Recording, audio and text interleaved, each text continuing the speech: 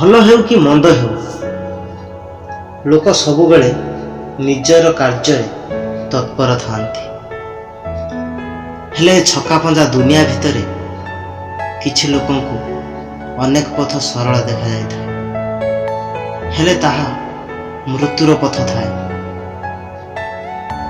ଯେଉଁ ଲୋକ ଭଲ ବଦଳେ ମନ୍ଦ କରେ, ତାହାର ପରିବାରକୁ ମନ୍ଦ କେବେ ଛାଡ଼ି ଯାଇନଥାଏ।